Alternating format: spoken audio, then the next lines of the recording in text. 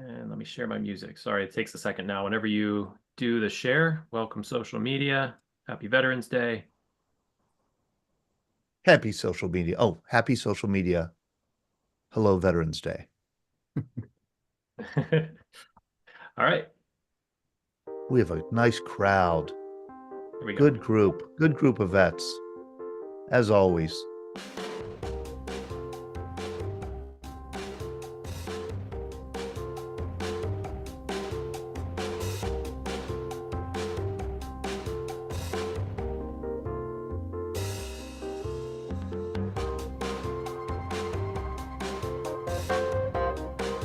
Hey, good evening.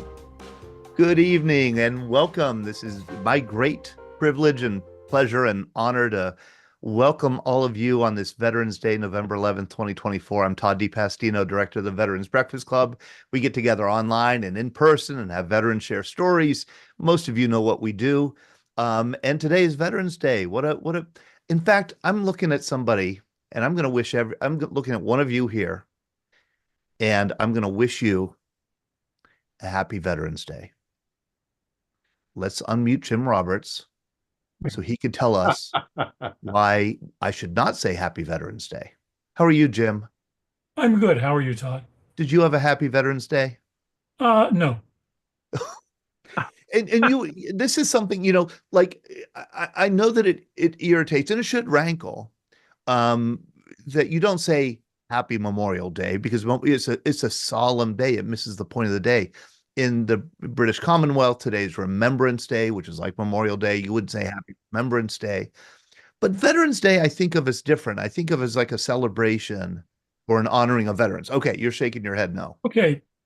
First of all, I think the fact that we even have veterans marks an incredibly big moral failure of our civilization where we have to keep armies. And as we know, armies do two things. They kill people and break things. And I'm a proud veteran. I'm not putting down what I did. I'm a proud veteran. But the fact that I'm a veteran is sad. And that'll go away in a second. What do I have to be happy about? That my name's not on a black granite wall in Washington, D.C., that I came home and people didn't? To me, it's have a thoughtful Veterans Day, have a thankful Veterans Day, have a peaceful Veterans Day, have a reflective Veterans Day. I live in Forest Hills, and on the way to the supermarket this morning, I stopped at a cemetery on Brenton Road, where a corner has graves from World War II through Vietnam.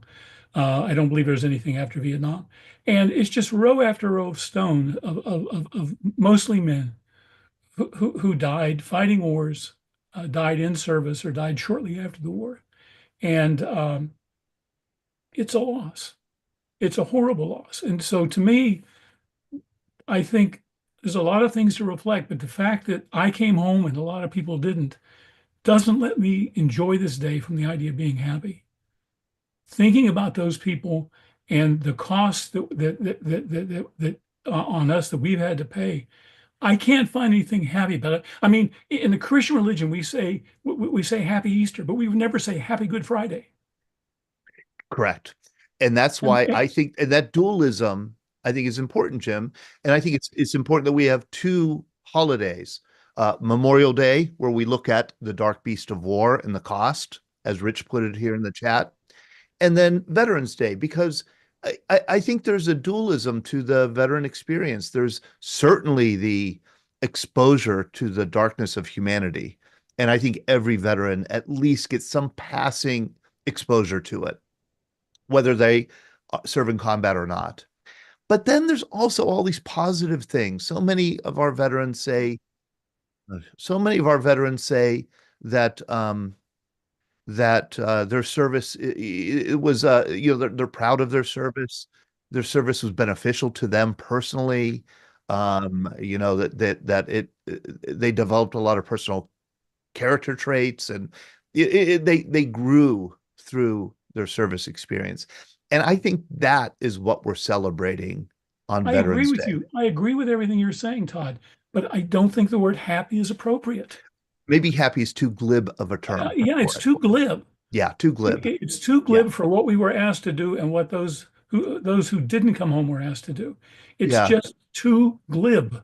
I think that's And that's what bothers me. I'm not disagreeing with what you say. I like the idea of the 2 different days for that. But happy just it just makes it sound like we had fun. it's It's too like going to debased of a Kennywood. word. Yes, it's too debased a It's like we word. went to Kennywood and had a good Yeah, time. yeah. It doesn't carry enough weight. Right. Right. So, Okay. I you think know, we're I think we can what? what I'd like to do is I'd like to hear from people who would help me readjust my attitude because maybe I'm wrong. Maybe I'm looking at this wrong through the wrong set of lenses. Maybe I need to change glasses and maybe I need to agree with you.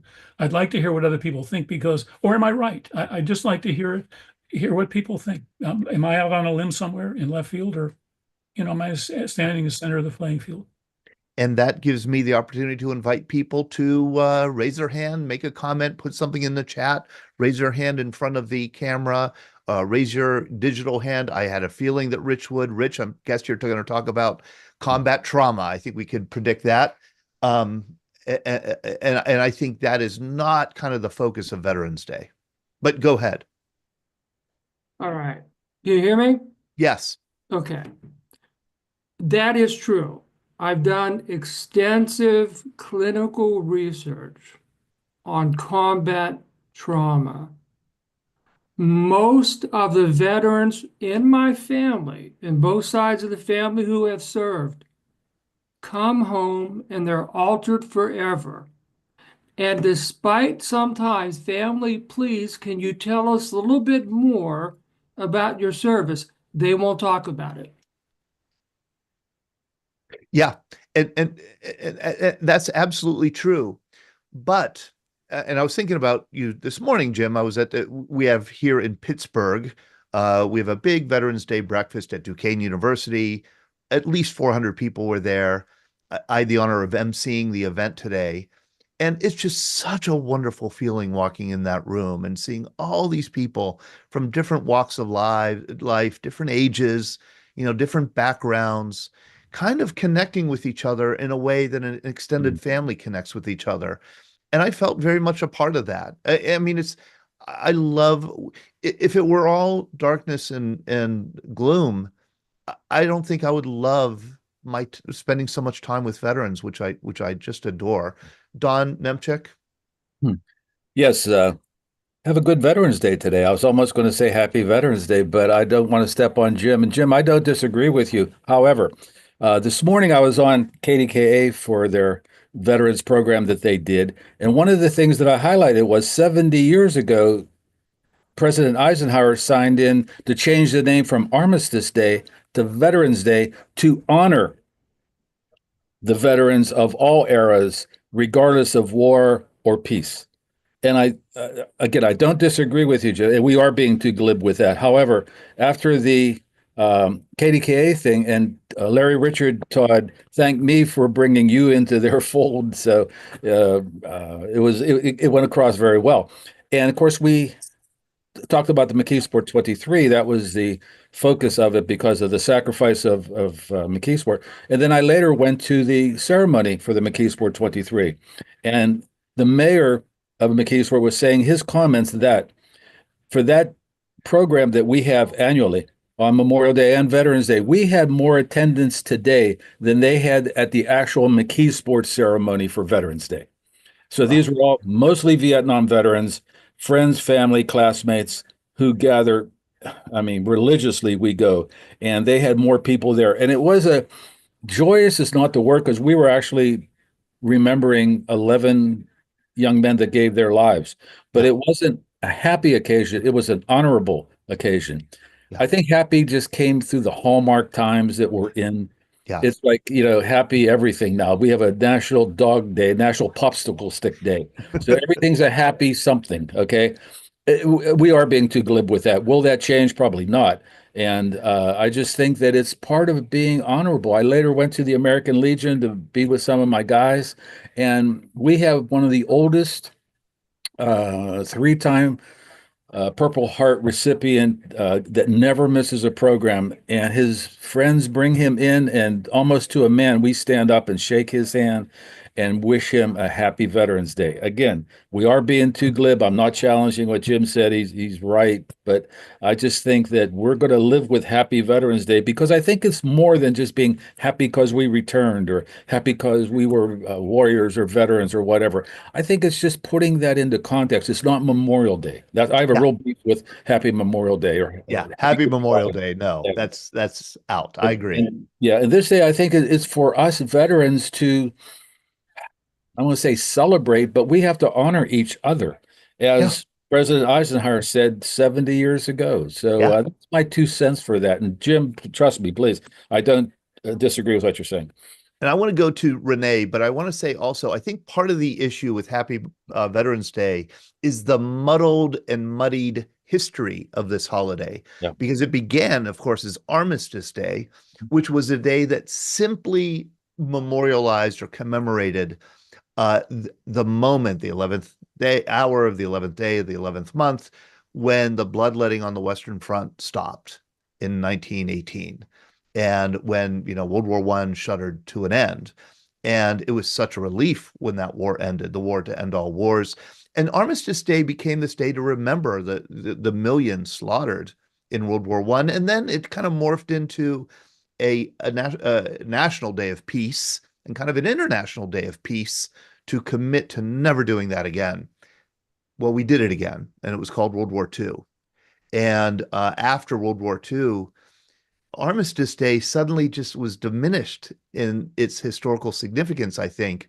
And so in 1954, as you said, Don, Ike and Congress decided to change it to Veterans Day because the world was now awash with war veterans that had to be recognized somehow. And so you're right, there's this double-sidedness to the holiday, and it's kind of piggybacked on a pretty solemn day. Renee. I don't really have anything to offer that hasn't been said, and I think I agree with everybody. Like Jim, I'm an Army brat. I cannot remember ever growing up hearing Happy Veterans Day, but the world and its language have changed. Yes. And I think all we can do is we say what we're comfortable with and not resent what others say. Just be grateful that they're saying anything at all. You make way too much sense, Renee. I'm sorry. I'm sorry. I'll We're gonna try have not to to cut do you that off. again. Yeah, we want to hear something a little more, out there. Jim And Cottrell? Jameson. Renee, I think you're absolutely right. Jim. I think happy is misused, and the other one I really don't like is thank you. Thank you for your service. No, I don't like that at all. You don't? No, because it was my privilege to serve. I would rather see welcome home. I feel much more comfortable with welcome home. How about that? I agree. You agree, Jim? Yes. Now, not in the last couple of years, but for many years, we spent lots of time at Dollarwood in Tennessee, and I'm just so thankful for every veteran that walks through the gate. And it is thank you there. Oh. But I still feel personally welcome home. How about that? No more. Ed Cottrell? Hi, Todd. I'm sorry, as a 102-year-old veteran, I'm sorry some of these people feel like they do. I can remember starting on Memorial Day when I was in 7th grade, paying tribute to our people who passed away serving this country. And I had the honor today to speak to 1,000 people at a Veterans Day program. And I can tell you, it brought chills to me to stand before all these people, seeing a lot of young boys and girls from schools being there, putting wreaths on the graves of our veterans and standing in prayer, thanking that we are a free country. We're fortunate to be free, and thanks to our veterans who served to keep this. And I think this is one day every Veterans Day is every day to a veteran. But I think this is one day where the American public has a chance, if they want to seek out a veteran and thank them. And I know, in shaking a lot of people's hands today, I felt very, very fortunate to live in this great country. I had a chance this last week to be at National Veterans Day Conference in Washington, D.C. I saw over 100 young men and women getting ready to go into serve their country on active duty when they complete their college in May. And when you look at 100 young men and women that are ready to step out and make whatever sacrifices needed to keep this country free, they're willing to do this. And it just made me proud to be an American, to see these people. I'm sorry, I rambled on too much, but You did that's not the way ramble I on. feel. Every day's a Veterans Day, but today I paid tribute to my two roommates that I lost in World War II.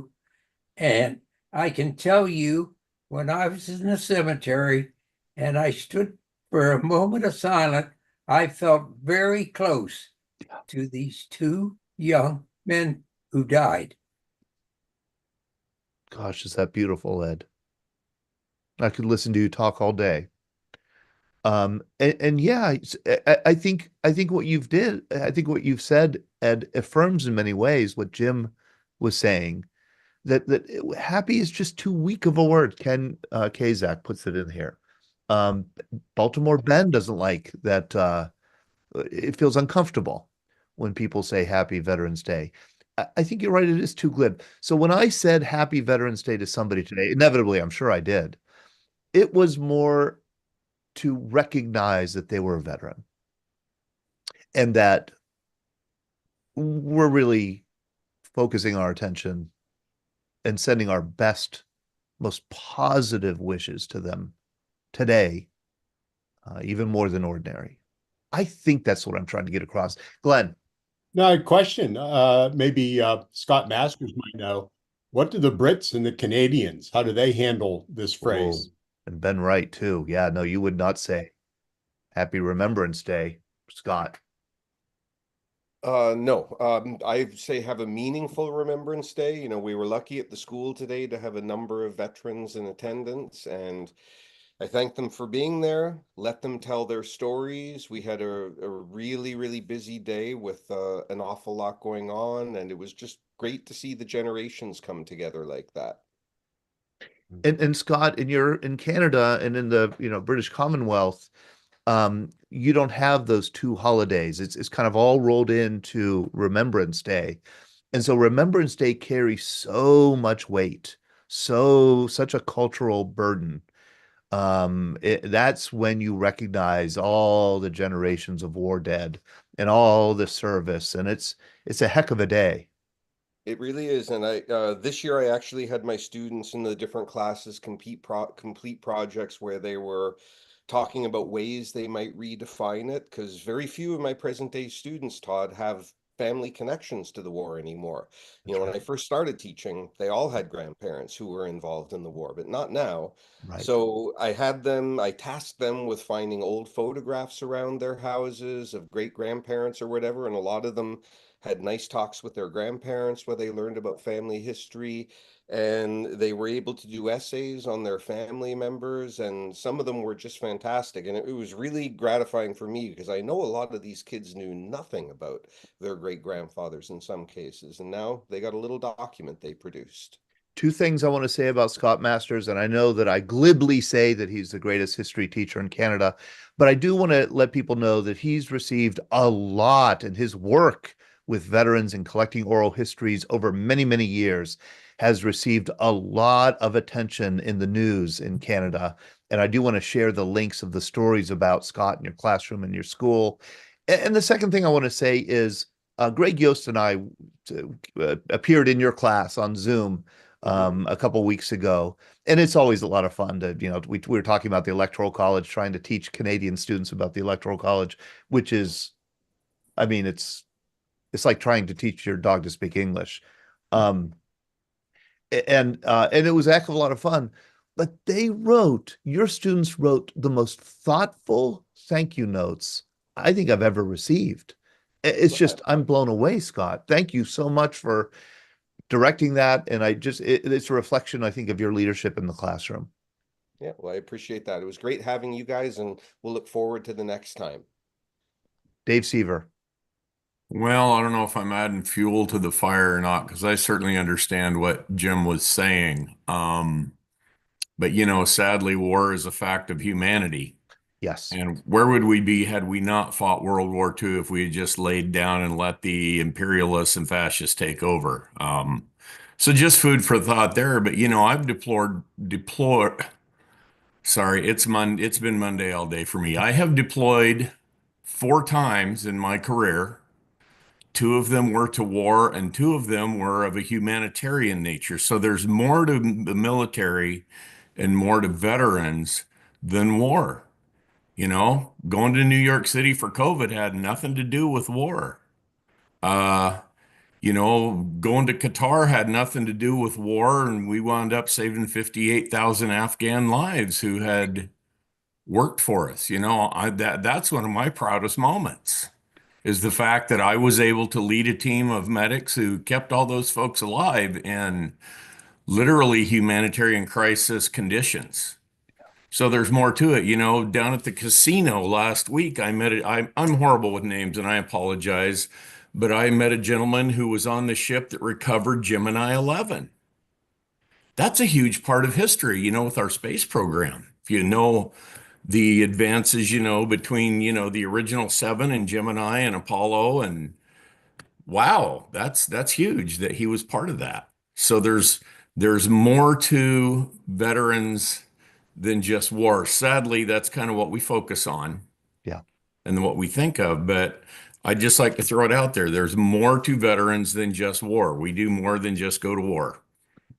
Dave, wonderful. Thank you for that addition. And you're right. I was thinking of when I was in several years ago. I was in Switzerland, and I was amazed at how many military people there were in Switzerland. I'm thinking this is a neutral country; they've never been to war. And somebody reminded me, well, that's why. I mean, they're well defended, and they're well trained. I see Sharon Jank. I don't recall seeing you on our Zoom before, so I'm just going to say hi.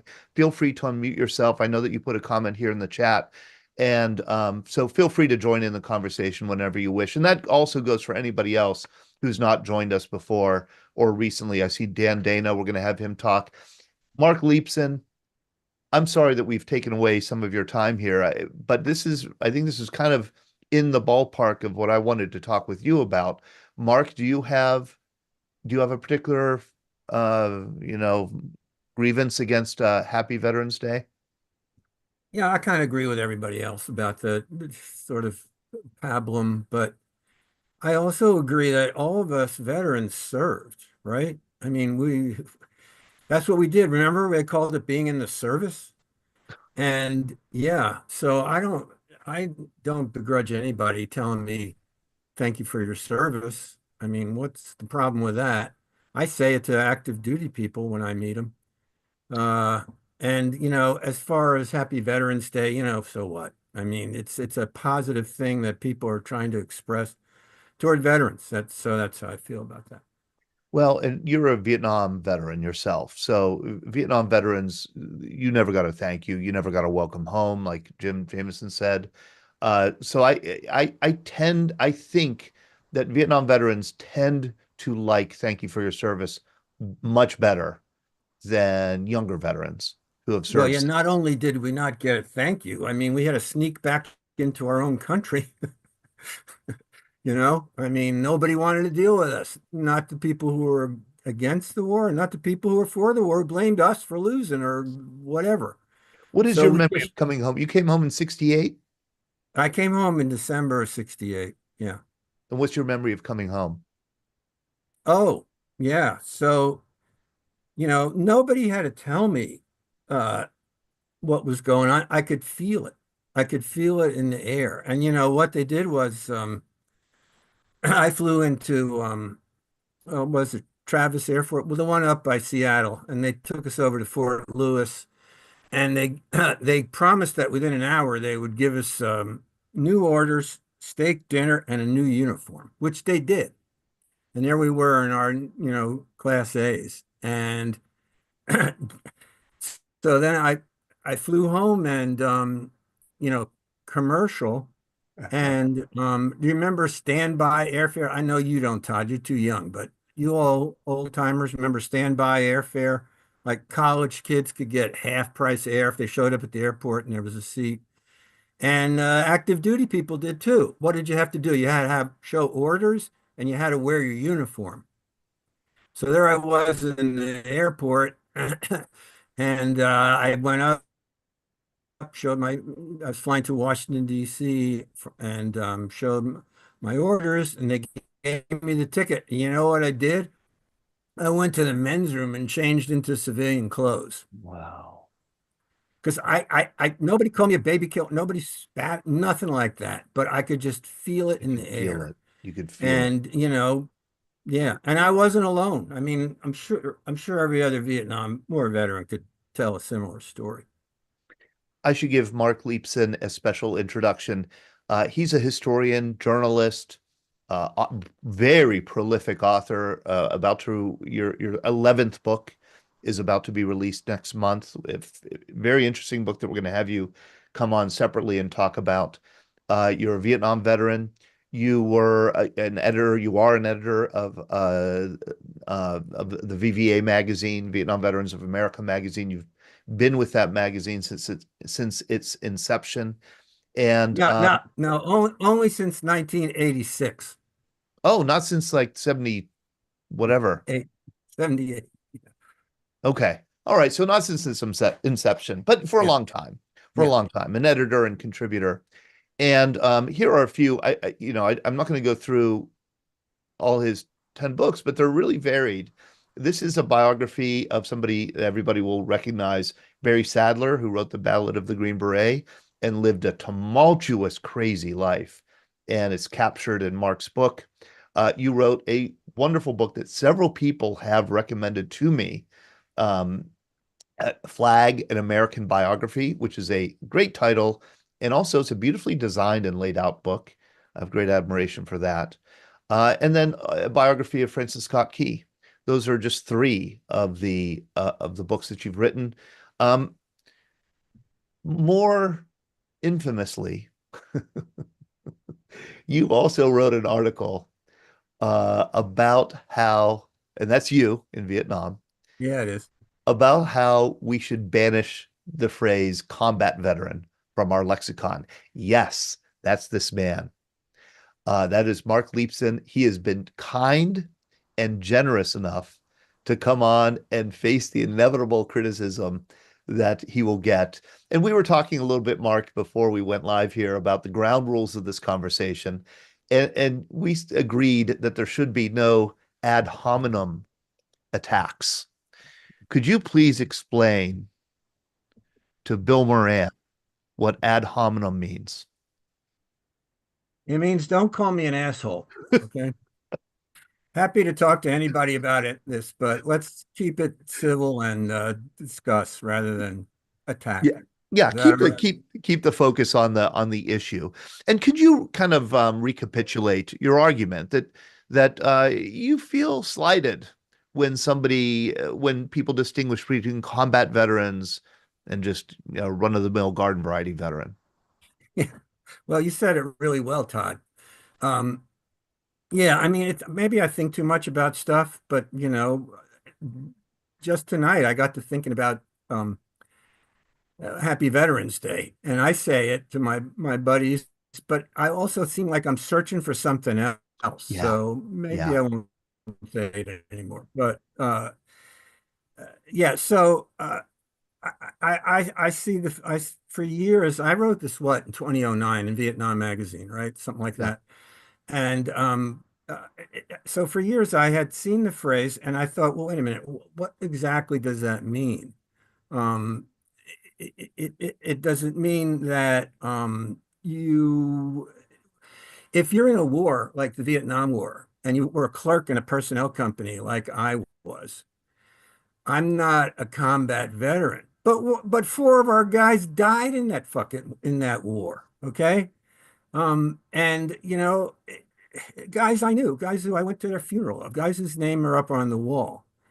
And I thought, well, what it does to me is it creates a caste system in veterans. You're either a combat veteran or you're not a combat veteran. And which is on top?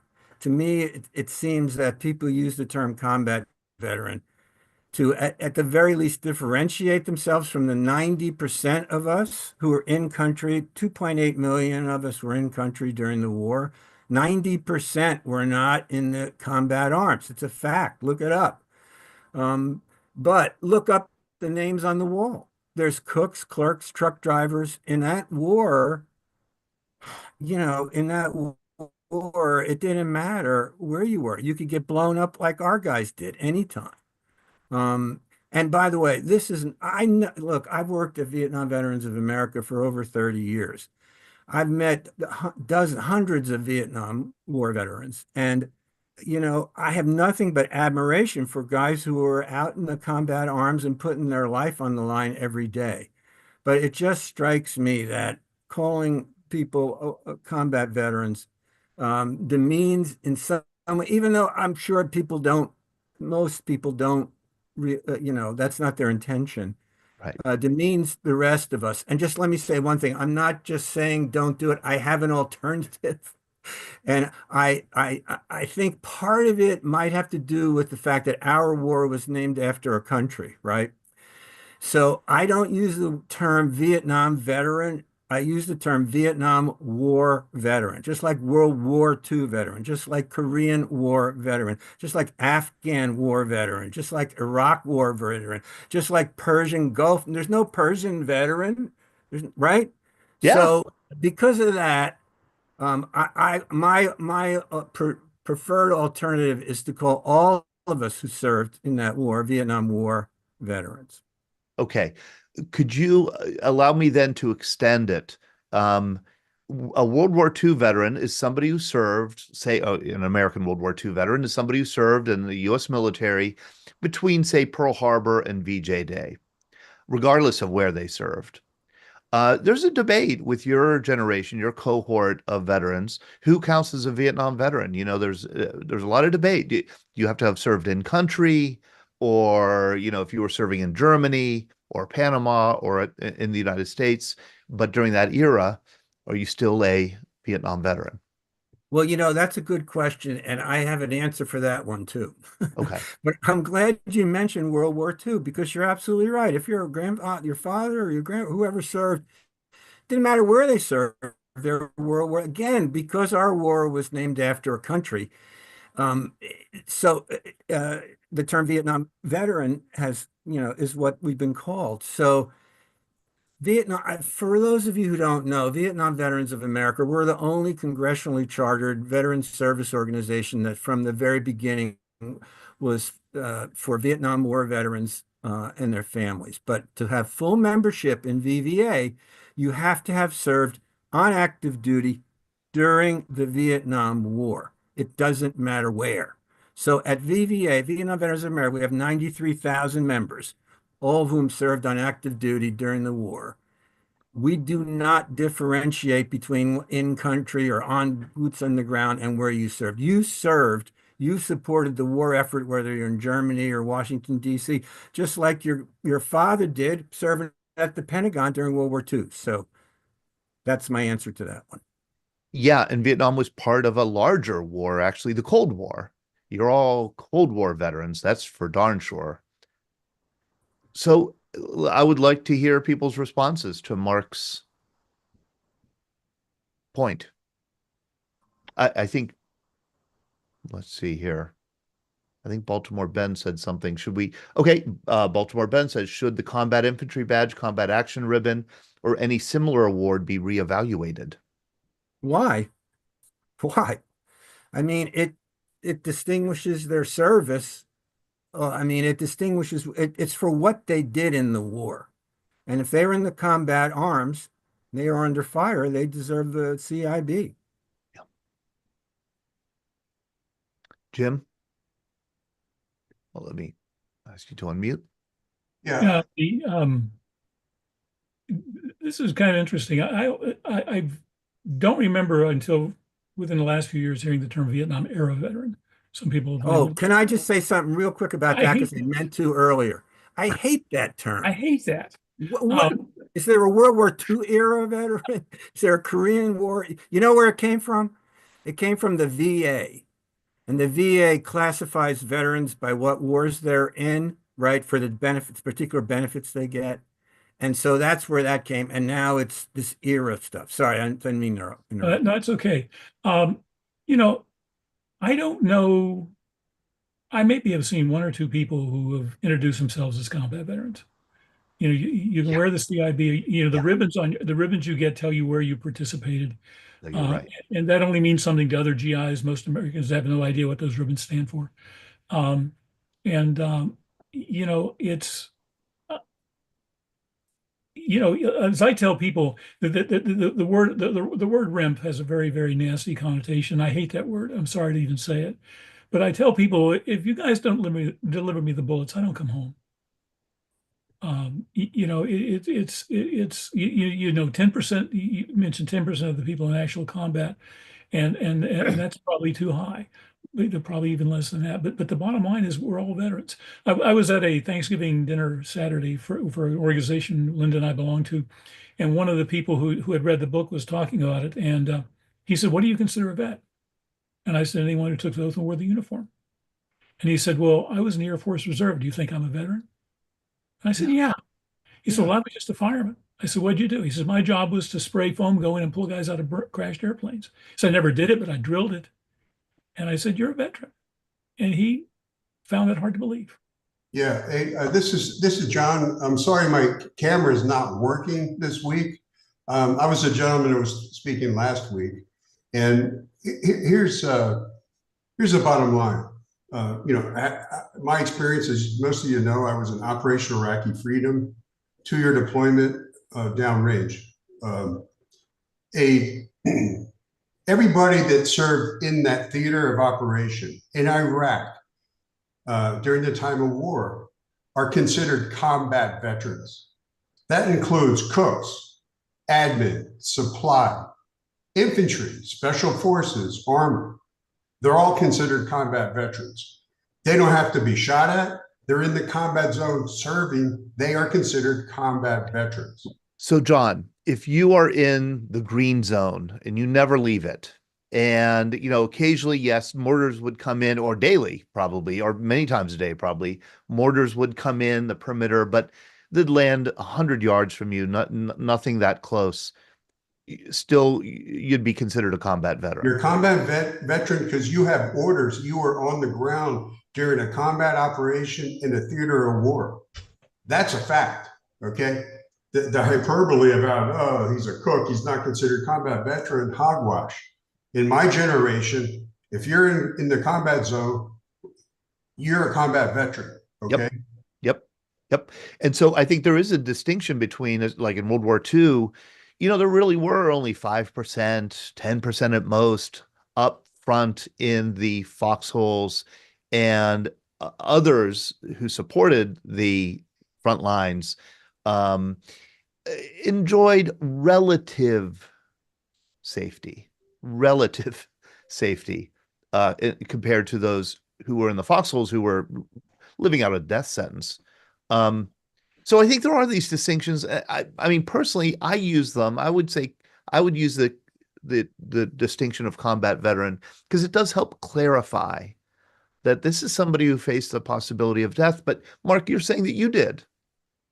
Well, Yes, I saw people die. You saw people die, and you faced that possibility yourself, even though you were working at a keyboard. Well, we didn't have keyboards back then. I'm sorry. We had manual typewriters. Okay. What's a typewriter? Mark, can I ask a question? Right here. Sure. Did you pull perimeter duty on your people? I was going to say that. Yeah. We I mean, pulled a lot of guard duty. You know, right. And so you pulled guard duty. Why? Because That's- they might try to get through. And if they tried to get through, you were there to stop them. I mean, that's so, how And 4 then I of our said, guys got killed. you know, so, I mean, so almost they're everyone took, confused. They you don't know, like the term. you're going to pull perimeter duty on a, you know, and that's probably one of the worst duties in the world. Because they know where you are and you don't know where they are, and they know when they're coming and you don't. But Yeah, what you've said here, what you're saying here, Jim and John, is that we're going to include Mark into the category of combat veteran, but not eliminate the category.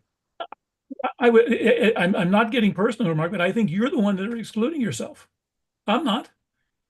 And anyone who does, I look, think is what's wrong with war veteran versus combat veteran? well, but you are a combat veteran. Well, what would you say about, okay, Mark, what would you say about somebody who, you know, was drafted and spent 2 years in personnel at Fort Knox? Are they a war veteran? If it was during the Vietnam, was it during the Vietnam War? Yes. Well, then they're a Vietnam War veteran, just like there would be a World War II veteran if they did the Yep. same. Let's hear from Daria, who will talk some sense into us. How you doing, Daria?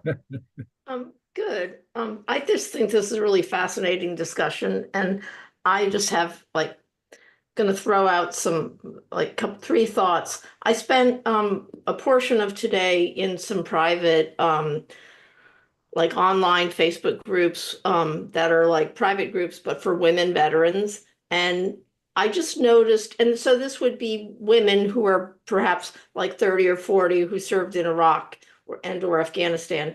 And I really, just as you were talking about it, I thought about it for a second, and nobody was saying Happy Veterans Day. And the language that everyone was used was like, you know, like giving a shout out to, they would name someone, or, you know, having, or a group that they were stationed with, or a specific battalion or infantry division, or with people they knew. And then they were honoring, and they were remembering, and they were thinking of, and they were saying things like, you know, stay strong, and you did this, you served. So I just thought I wanted to share that information, because that was how they were talking to each other, not not civilian to veteran, but just among the veterans. So I thought that was interesting. And I think the other thing I think is that it's, I think as a civilian, I would say it's always struck me as very uncomfortable to say, you know, Happy Veterans Day. And just because we say Happy 4th of July and the two holidays couldn't be so more different. But I've also talked to people who do not understand, and I don't think it may be clear to all of you, but I think it's not necessarily clear to the public, to civilians, the difference between Veterans Day and Memorial Day. And I feel like Veterans Day is honored a lot more by everybody. I mean, everybody gets that because a veteran is a person. But when you talk about Memorial Day, people don't understand. And so I was doing some research for that to find out, but I was just wondering how amongst yourselves you distinguish those holidays.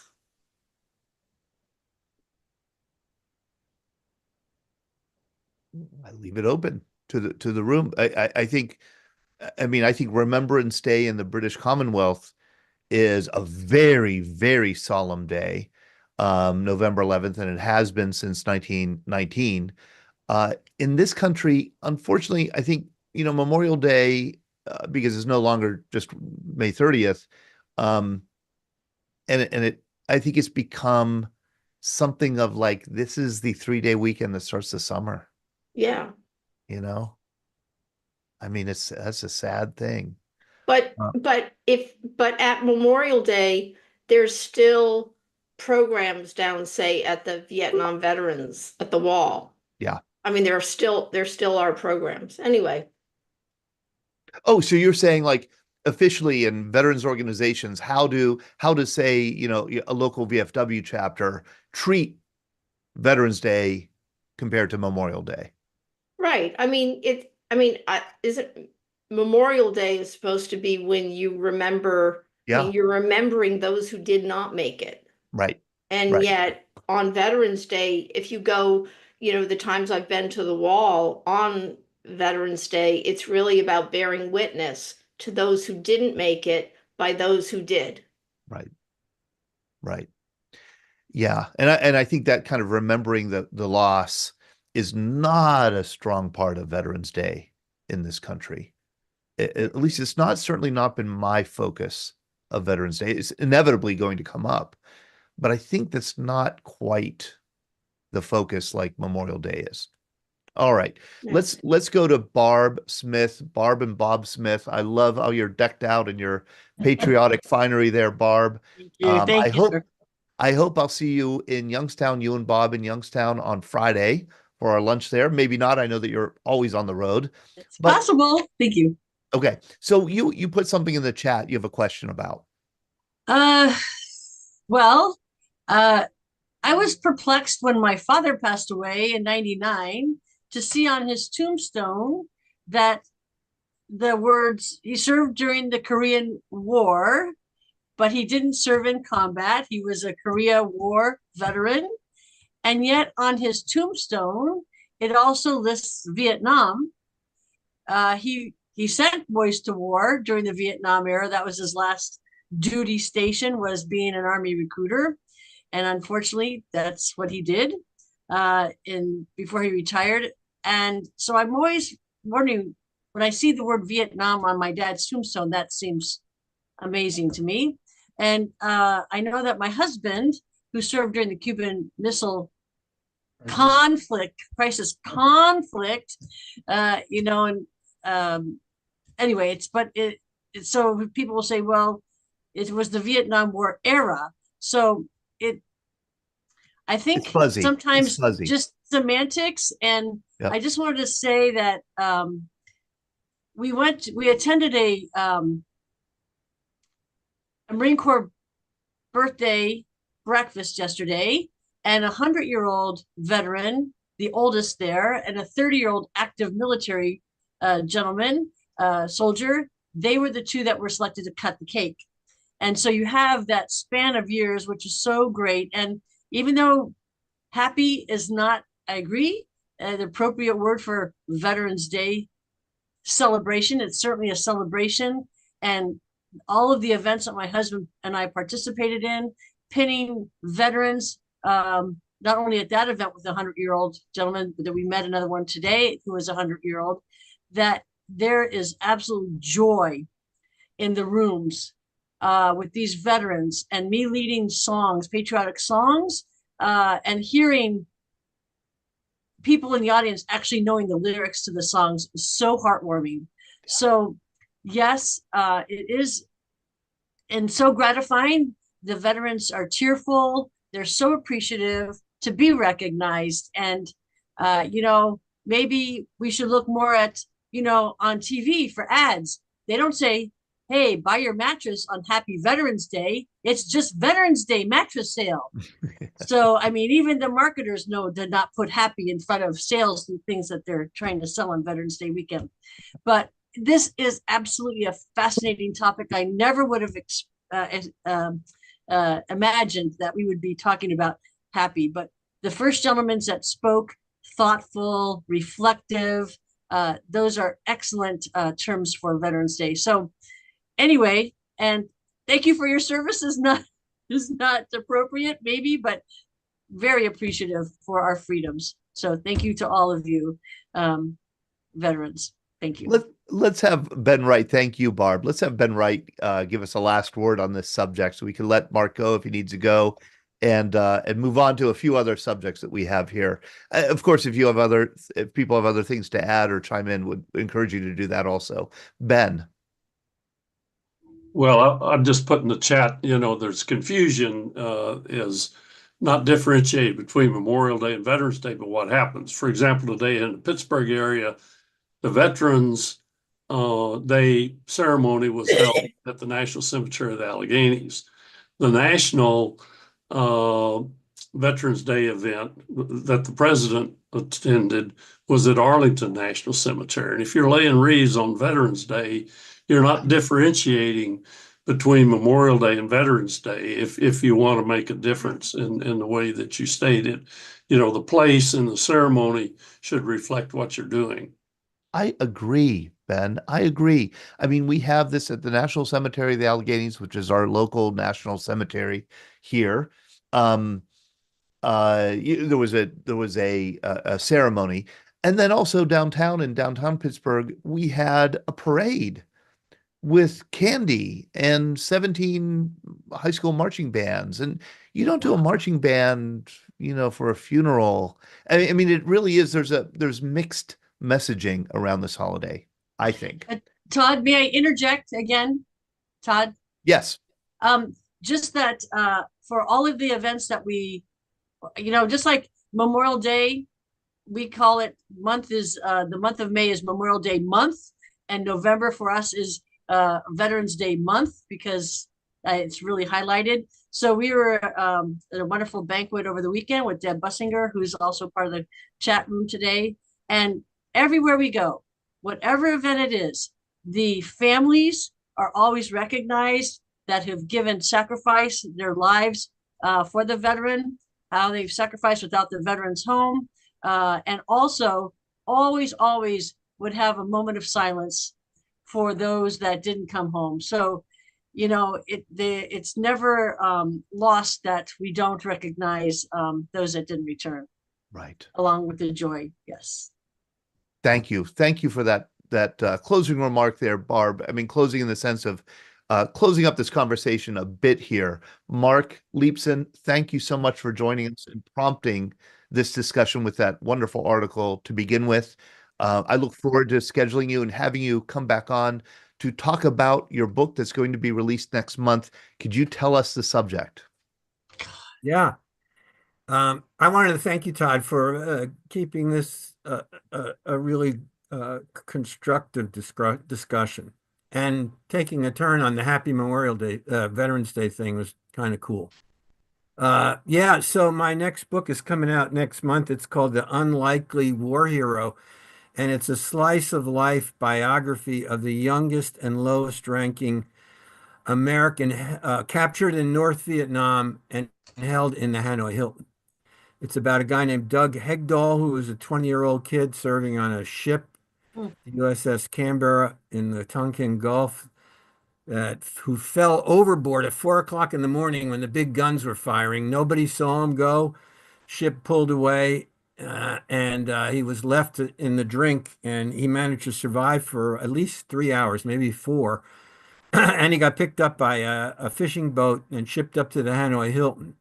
And there he was, a 20-year-old kid. Took him 5 years to finish high school, in there with John McCain and Jeremiah Denton and all those other high-flying officers who were like, a decade older than he was. The North Vietnamese thought he was a spy. They didn't believe him, but then he convinced them it really happened. And not only that, he convinced them that he was dumb. He played dumb. He played like a hick. They'd ask him to write something. He'd ask him how to spell please or whatever. And he convinced them that they called him the incredibly stupid one. And he wasn't stupid. He was smart. He outsmarted the North Vietnamese for the next almost more than 2 years. He also had a great memory, and he memorized 254 names of the POWs. Remember the TAP system. But at that time they were not allowed to communicate under the threat of torture. But they developed the TAP system. You all know about that, and they passed notes, and they did shift them around to different roommates, so guys got to know. Anyway, the North Vietnamese did not give out. They gave out some names for propaganda purposes, and we did have some intel that we had some names. But Doug came home with 200. He took an early release. He didn't want to because it was a shameful thing to do among the POWs, but he was the exception to the rule. 12 guys total were early releasees from the Hanoi Hilton, over 650 who were there. Anyway, he came home. He gave the debrief for 254 names, ranks, and services. and they almost immediately changed 65 names from missing in action to prisoner of war, meaning they were alive, and they let their families know. And not only that, one last thing is that because they kind of left him alone, he was able to gather intel.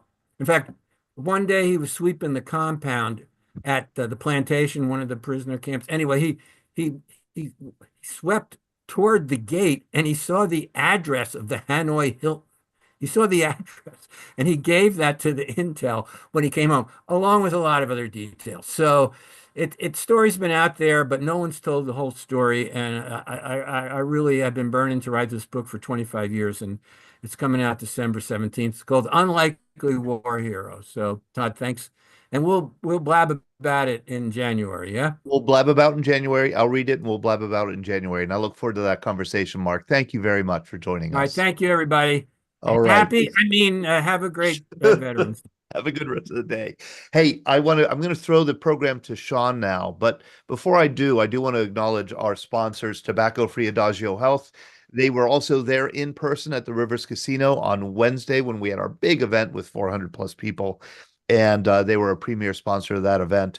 Tobacco Free is dedicated to preventing, reducing tobacco use, educating people about the hazards of tobacco use, and advocating for healthier places to live, work, and play. We're very grateful to Tobacco Free Adagio Health.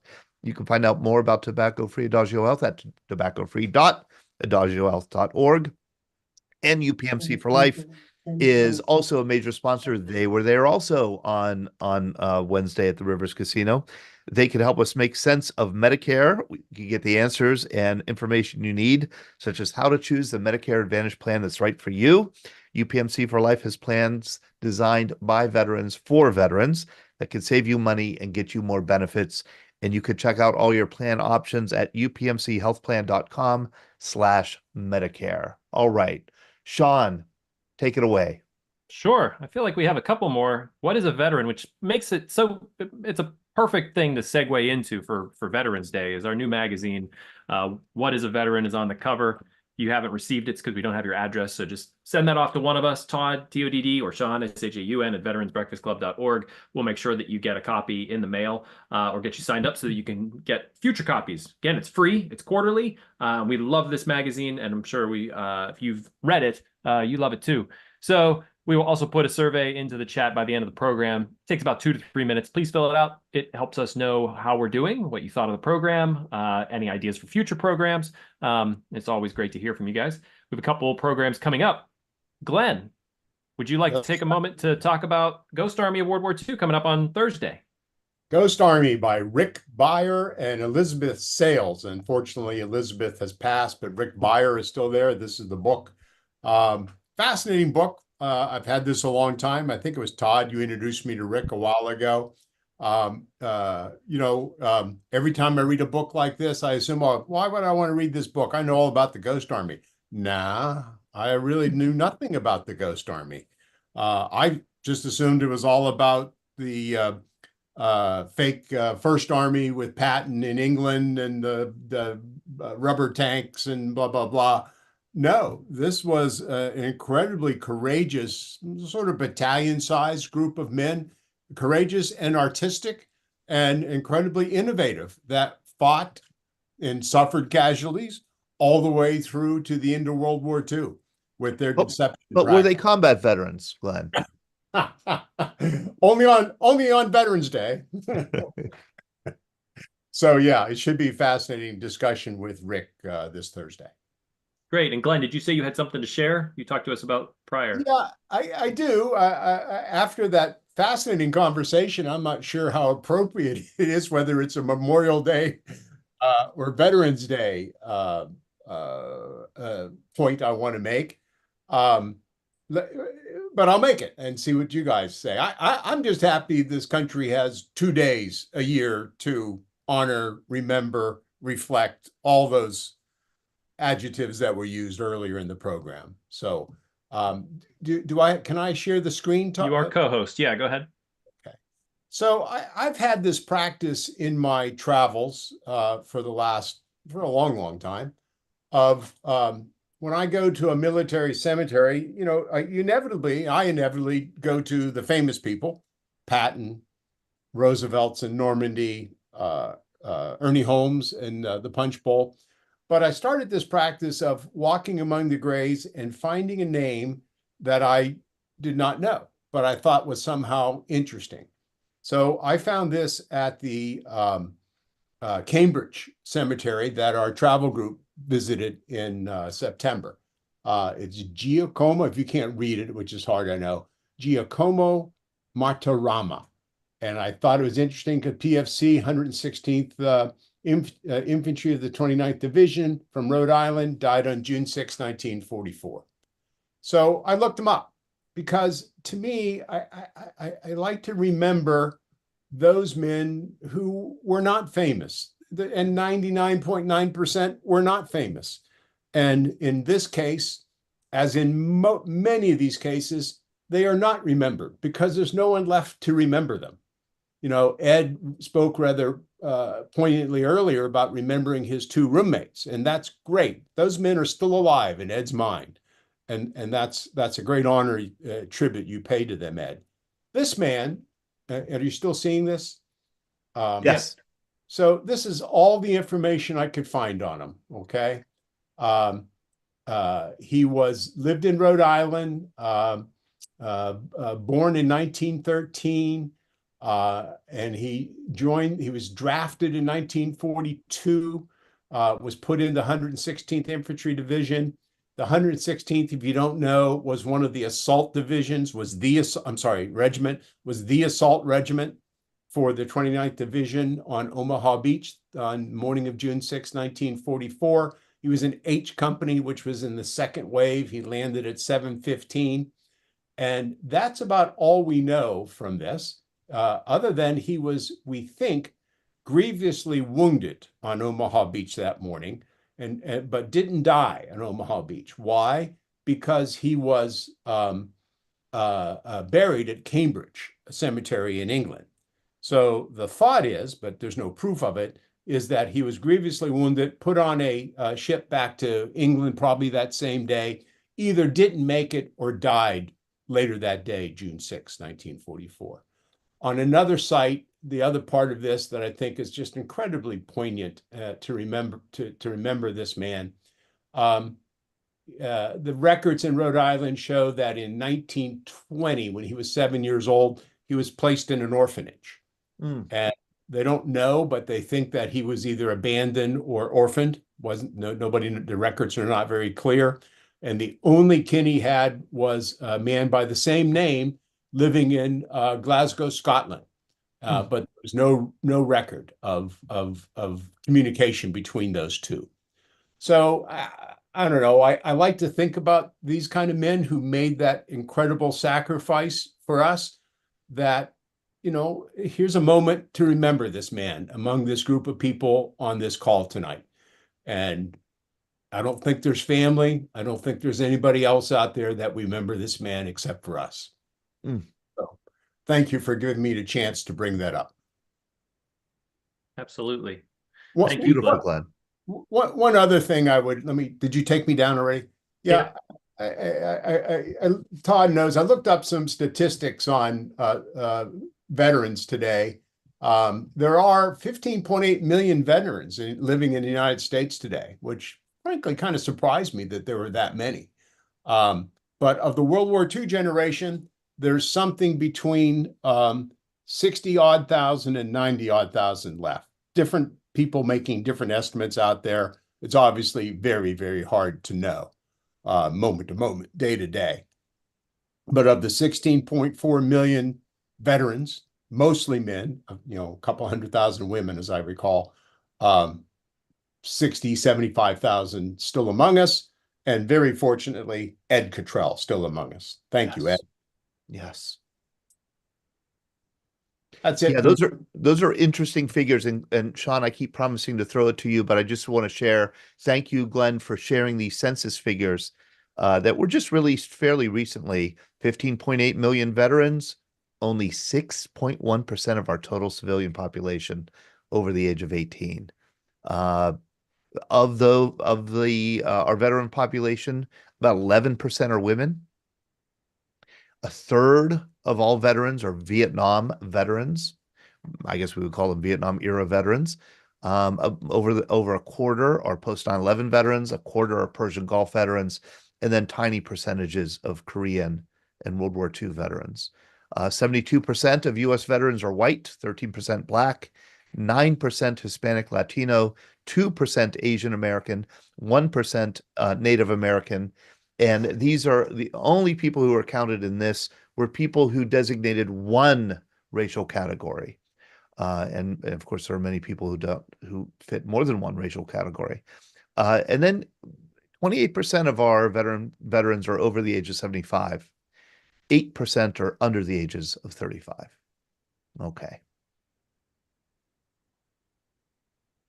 Glenn, Marcia asked, would you mind giving Giacomo's last name again?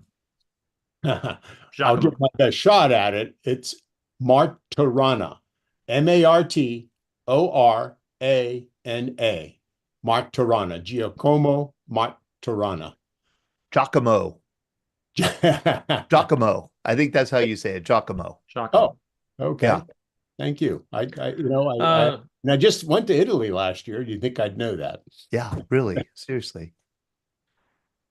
And we would be remiss if we didn't say happy Marine Corps birthday, Brad. Are you allowed to say that? Am I allowed to say that? Am I allowed to say happy?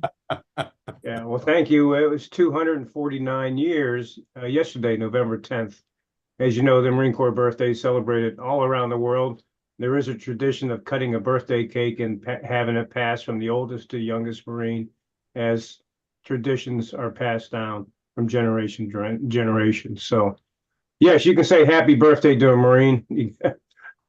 It's a great day for celebration and connecting with other Marines. I heard from so many of them on November 10th. It was just a fantastic day.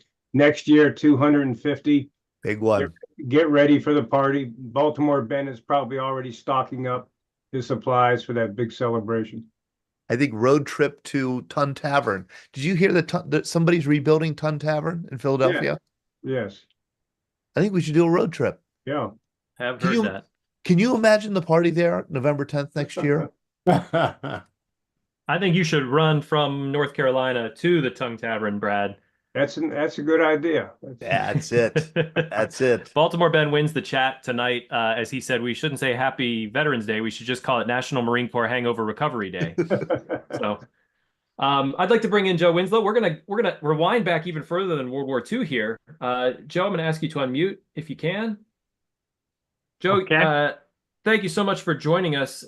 You run Advanced Arts Management, and if anybody's heard of this down in DC, the National World War I Memorial, there's recently been revealed a Soldier's Journey, which is an enormous sculpture that your likeness, I believe, is part of this sculpture, correct?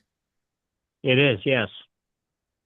Can you tell us a bit? I'm going to bring up a picture of this for those of you who may not have heard about this sculpture. It's beautiful, amazing, in fact.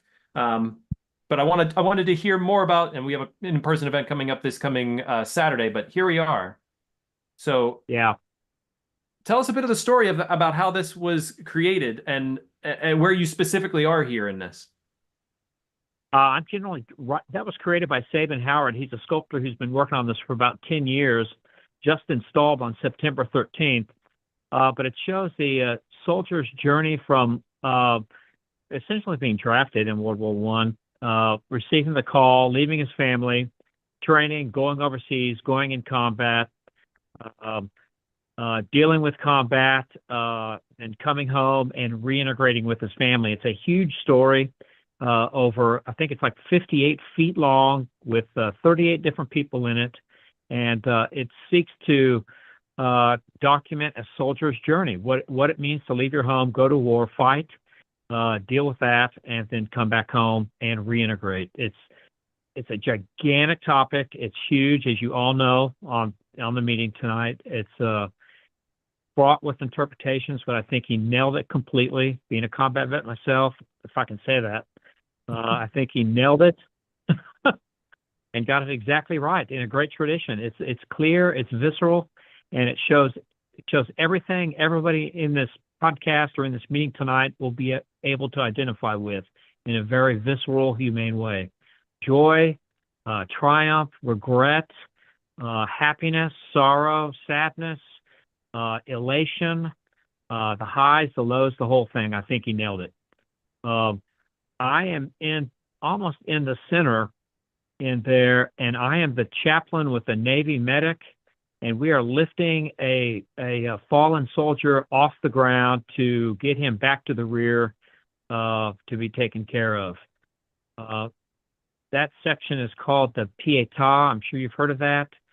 From the Catholic faith, with people lifting Jesus's body off the ground after he's been removed from the crucifix, from the cross. And if you see there, if you look real closely in there, you can see an allusion to the cross in the back and the soldier on the ground.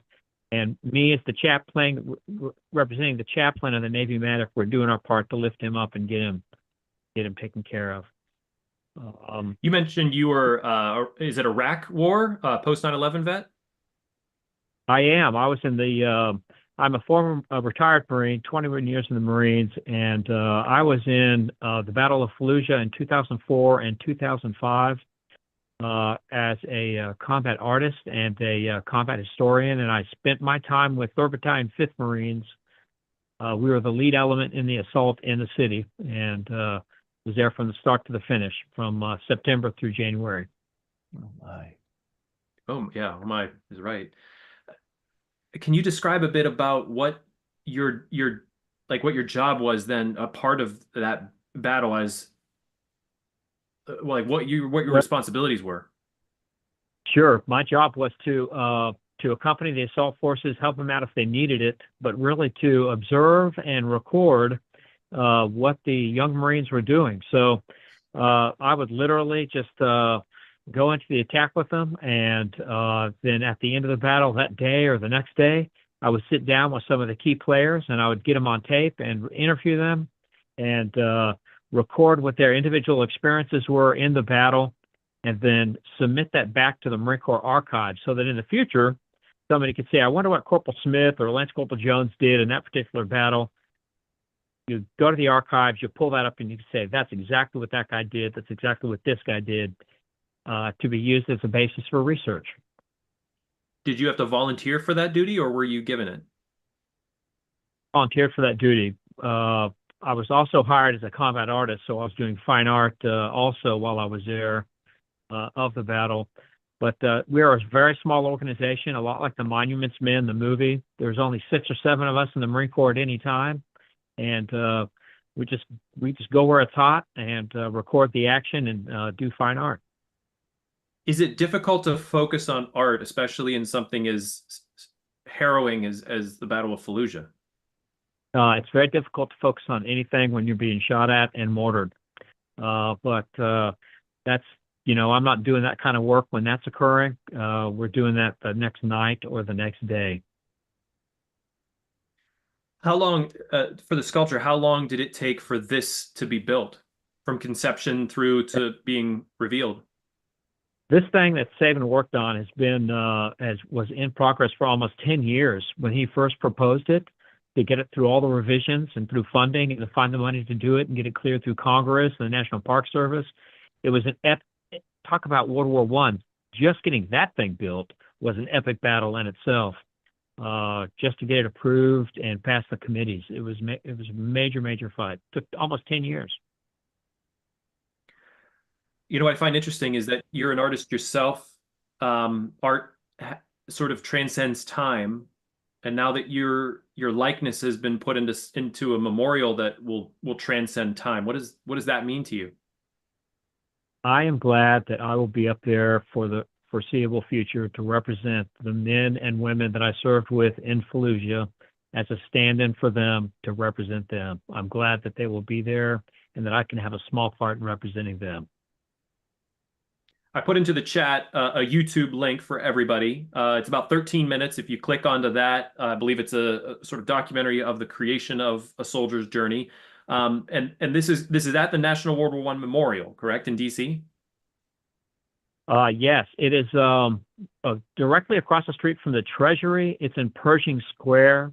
and it's also across from the Treasury and the Willard Hotel. So it's like a little pizza slice of land that used to be Pershing Park, Blackjack Pershing, and an ice rink. And they've taken the ice rink side, demoed it, and put this in its place.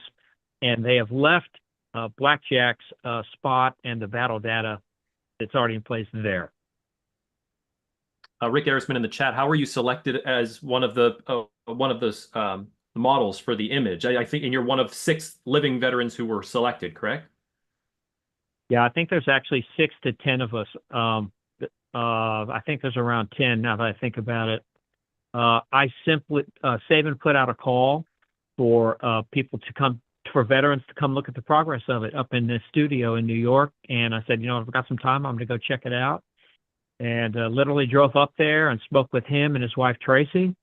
And they asked about me, and I told him my story. And a couple days later, he goes, "Man, we'd love to have you on here and have you a part of this sculpture." I said, "Of course. What do you need me to do?" So that was how that happened. It's amazing. I want to keep it open in the chat here tonight too. So if anybody has any questions for Joe, please just go ahead and raise your hand or raise your Zoom hand. So this memorial is A Soldier's Journey is supposed to be depicted. It's World War I specific, but it really gives the impression of every era is a sort of a part of this. Like it can touch on post 9/11. It can touch on Vietnam. This memorial, and I believe in this memorial. I believe in Saban, and I like why he's doing it. And I'll tell you why. Is because in the span of 58 feet and 38 characters, Saban has communicated in the most visceral and visual way the full range of the human experience that everyone on this podcast has experienced when deploying to a combat theater or a combat zone. He captures it and projects that onto your every single emotion, every single human emotion from the start to finish, from leaving to doing to coming back. He's captured that, and anybody who sees that will be able to see this memorial, will be able to understand a portion of that. Even the people who have never been, they will come away from this knowing and having a visceral memory of what it means. I feel as though it's that powerful. So you sort of standing in front of it for the first time, even taking in your own likeness, sort of felt that. Say that again? The first time you laid eyes on the full 5 scenes from start to finish, and I would think, like, I watched myself in a movie and I sort of pop out of it for a second, but you sort of see your likeness in it. But did you feel that as a veteran looking at those 5 scenes that really spoke to you and your particular story?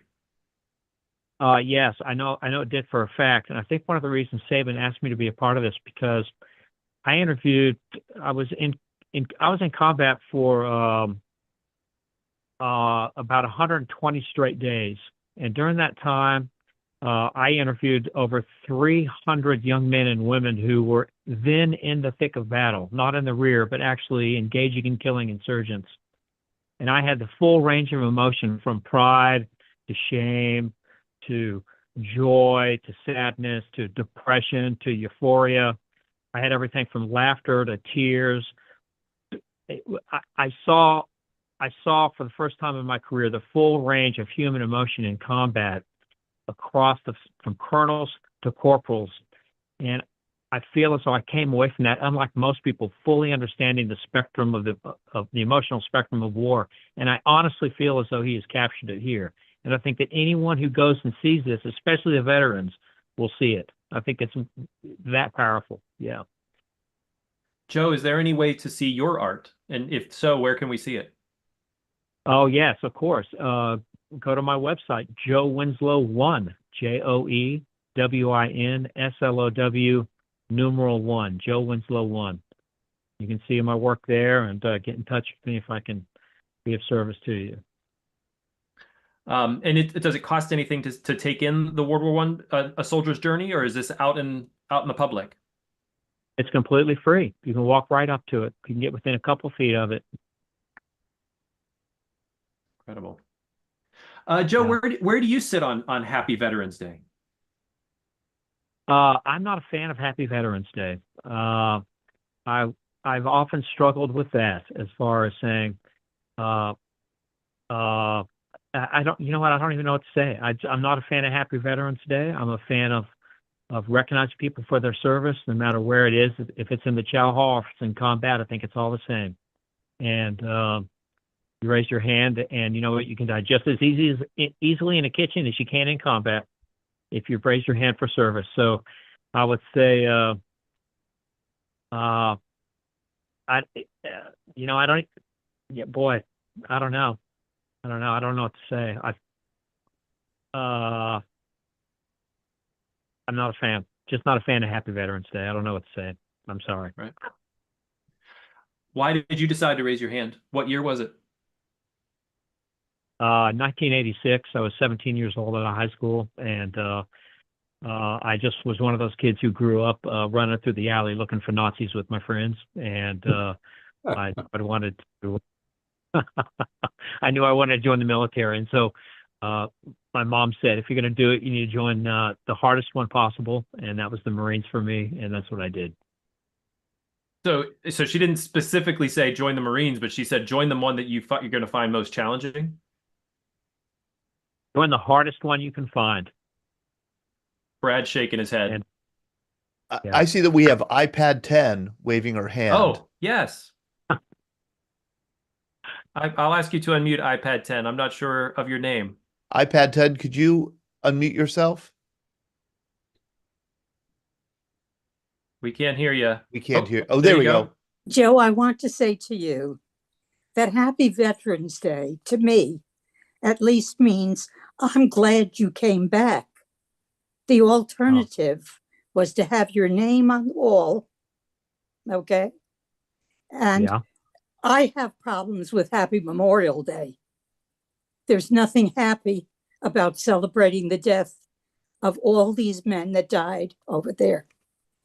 Now, I want you to know, too, that although I'm not considered a veteran, I served in the military hospitals and I was in Vietnam. So I speak from knowledge of what the combat vet went through because I talked to all of you guys when you were hurt. So to me, don't feel upset about Happy Veterans Day. I'm happy you're here. Not everybody made it back. Ma'am, what is your name? My name is Betty Burris. And you were a social worker. A civilian social worker in Vietnam. Yeah.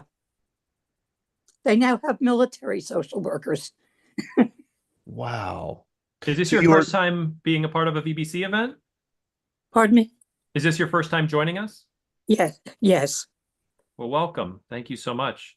Oh, we're going to rope you in. Hey, Betty, I was just talking to Renee Johnson, who was on this program. She was a donut dolly in Vietnam. She said, why don't we do a program with civilian women who served in Vietnam? And I said, okay, let's start working on that. So Betty, you just volunteered to be a part of that program. A very small select few. Yes. There were, to the best of my knowledge, there were only 57 social workers in Vietnam during the full length of stay in Vietnam. That seems like not enough of you. It wasn't for the enough. amount of social work that there was needed in Vietnam. So Betty, please make sure that I have your contact information. If you could email me or put your email in the chat or something like that. So and Todd, I want to thank you very much for what you do because it's very important. Well, thank you, Betty. I think you said thank you to me or to Joe or Sean. To both of you. Good. Thank you. Well, I'll take whatever portion comes my way. But I would love to have you make sure, I need your contact information because I want to get in touch with you. Thank you, Betty. Fascinating. Brad Washabaugh? You know, I'm looking at the clock, Todd. We just got about 5 minutes left. And, you know, I just wanted to say, for me to everybody, but to you, Todd, Sean, and Glenn, big thank you for everything you've done for veterans over the years. The Veterans Breakfast Club is a fantastic organization. It wouldn't be such if it wasn't for the hard work and dedication and love of veterans that you three exhibit and show each and every week. And I just want to say a big thank you to you and everybody that makes these shows possible, and to the veterans that participate. So thank you. And thank you, Brad. That was very kind of you. And I know I'm speaking for Glenn and Sean.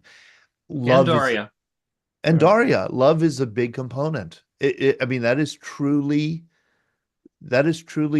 captures it. It truly is love for the veterans community and for the veterans who are part of the community. It's because love is not just a feeling, it's also a commitment, it's also a pattern of behavior, it's an attitude, it's an approach. I know one person who doesn't love me very much is probably Dan Dana, because I asked Dan to come on tonight and then I completely ignored him. Dan, how are you? I'm very sorry for. I'm just fine. Thank you, Todd. Thanks for remembering me. I was wondering there whether I would have a minute or two to check in with people. Yeah, you have a minute or two to check in with the guys. You are the author of this book, Diary of a Young Man, coming of age at a cultural crossroad. You are a Vietnam veteran, but the diary is of a lot of your post-Vietnam adventures, and they were adventures. And you served with Mark Leipson, who was just on, correct? That's right. Mark and I were typewriter jockeys together in the same little workshop, 1968 in Quin Yon. And but we've never seen each other since. We've corresponded, but actually on the program this evening, the first time I'd seen him in motion. So that was a treat. And this is the two of you on stage performing in Vietnam? Yes. Which one is you? Neither of us became professional musicians. Dan, first of all, I'm going to ask you to forgive me for delaying you to the very end. And second of all, if you can forgive me, I would like you to join us again if you wouldn't mind. Sure. So we could hear more of your story. And I think it would be a lot of fun to have you and Mark together too, perhaps. Yeah, I'd love that. About that's really neat to have two people who serve together who have not gotten together since, come on and talk. Where do you live, Dan? I'm happily retired in Sarasota, Florida now. I'm from the Midwest, from the Kansas City area. But my wife and I have been in Sarasota for about 12 years. And where do you stand on the whole Happy Veterans Day thing? Well, that's not a quick answer for me to give. I'd be glad to elaborate. I need to tell a little backstory, and there may not be time for it here. I was a poor student in 1963 to 65. And so I was facing a draft I got my draft notice in January 66, and I did not want to go I didn't want to die. So I arranged to volunteer for 3 years as opposed to being drafted for 2 years. I'm sure most of you are familiar with that arrangement, so that I could avoid combat. So I was a personnel clerk. I could already type pretty fast. So I thought they don't kill typists, do they? So I spent a year in Panama Canal Zone and then my last year in Vietnam. And so I was there, just trying to work out how to grow up. And so you notice the subtitle of my book was Coming of Age at a Cultural Crossroads. So I was just a farm kid and a failing student, and showed up, and the Army did well. I did well by the Army. I was not in combat. I was there for the Tet Offensive in '68. I was in fact in Cu Chi, 25th Infantry Division on TDY, and so the famous tunnels of Cu Chi were immediately below me. But I didn't know that for another 10 or 15 years. I didn't know that's where the Viet Cong were cooking rice and so on. So in the diary, to try to wrap it up, it was the last 2 months of active duty and then the first 4 months of civilian life thereafter. And so it contains content that I never expected to share with anybody. It was a very private diary. I didn't write it to be written. I never thought anyone would ever read it. And then about a year ago, I was going through a box of things that I was going to leave for my daughter and grandkids someday. And here's this little brown diary that I had kept for 6 months. And it contains information about sex and drugs and all kinds of adventures that I think some of you guys might be able to relate to. And so I was encouraged just to write it down, just to record this stuff. So I wrote it, and then it said, well, this should just be a little book. So the book is primarily a verbatim and non-edited daily journal that tells stories that are the largely the unspoken side of being a Vietnam non-combat soldier, and then the first 4 months of reintegrating back into college or civilian life, discovering that I could actually be a student. So I went back to college, and I drained the GI Bill dry for the next 10 years. And so I owe my career, owe my life basically to the GI Bill. But anyway, I was not in combat. I don't think of myself as a combat veteran. I could say more about that in a conversation about that issue as you did earlier, but I should probably wrap it up here and let you close out the meeting. But thank you for the moment. I will plug up the meeting, but before I do, let's make this deal, Dan. I'm going to buy your book and read it. You absolutely sold it to me. It's 99 cents. I give I'll away buy 2 my copies. That's an ebook, but there is a hard copy for $10 or so. But thank you. And then I guess my point is I'm going to read it, and I would love to have you come back on after I read it, and we could really talk about it. Absolutely, I'd love to. Thank you very much. Thank you so much. And Jerry Augustine, you have a book also? Yeah, I was in the first draft in 1965 at 19 years of age, and my mother told me Jerry, you ought to take a camera with you to Vietnam. And I took 200 photos with a 1949 Brownie Hawkeye camera. And Todd, you have my book. And I was talked into writing my book after going to the Hartford Vet Center during COVID. I wrote my book. And just like Dan here, I have my book out. It's called Vietnam Beyond, and all about my time. I was a combat veteran. I do like the term that the other fella, I forgot his name, of course, but he says Vietnam War veteran. I do like that term. Yeah. But I do have the combat infantryman badge. I think that's just something that I earned. That I just have an extra badge. Yes. But everybody is a combat veteran, war veteran, Vietnam War veteran.